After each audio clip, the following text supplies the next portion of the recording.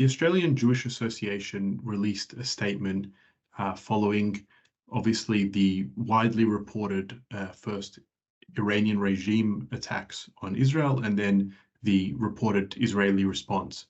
And it was important for us to release a statement because there was a lot of speculation in the media, and quite frankly, there was a lot of groups and people that should have come out in support, but who didn't. Another key reason why the Australian Jewish Association released our statement was we wanted to differentiate between the Iranian people and the regime which controls Iran at the moment. So it was very important for us to highlight that.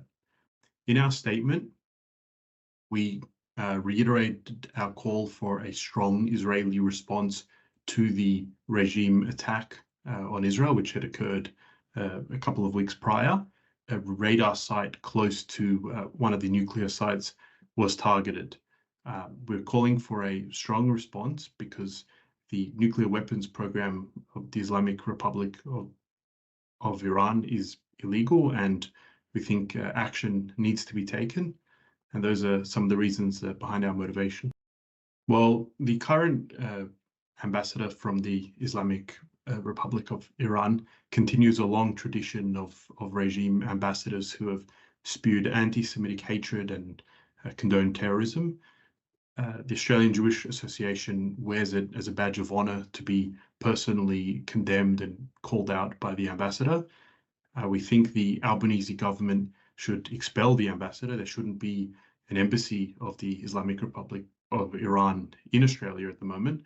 And so we'd be calling on the Albanese government to take action to not just say empty words about condemning anti-Semitism, but when you have someone based in Australia representing a foreign government who's stirring up anti-Semitic hatred, call on the government to take action and expel him, or at the very least to call in the ambassador and reprimand him, something which we haven't seen occur. We've often seen the Albanese government called out as the weakest link in the West in regards to the Islamic Republic. To date, they've barely taken any action, some sanctions which are not particularly meaningful. Unlike the United States and other countries, they haven't prescribed the IRGC as a terrorist organization. This is something the Australian Jewish Association and many others have been calling for a very long time. I testified in the Senate, and this was the basis of our submission. The Senate inquiry recommended that. We've even seen, amazingly enough, the Greens calling for the IRGC to be prescribed.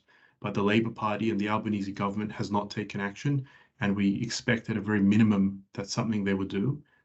Looking at the Middle East, we see wherever the Islamic Republic puts its hands, there's carnage. Everyone in the Middle East is concerned. Israel's concerned. The Iranian people are concerned. Gulf nations are concerned. We're seeing unprecedented cooperation behind the scenes and increasingly out in the open of friendship between the Jewish people and the Iranian people, and our strong opposition to the regime. We sincerely hope it will fall. And I also want to point out that the reported Israeli attack, if we have a look at just how calculated, at just how precise it was, we can see that it was not intended to hurt the Iranian people at all. It really was directed at the regime in such a precise way, and to send such a strong message that Israel can strike where it wants to. It can strike the regime. It's using a lot of self-control not to, but this is the regime cannot pursue nuclear weapons. It's not something Israel's going to allow. So the world needs to step in and take action if it wants to prevent further conflict.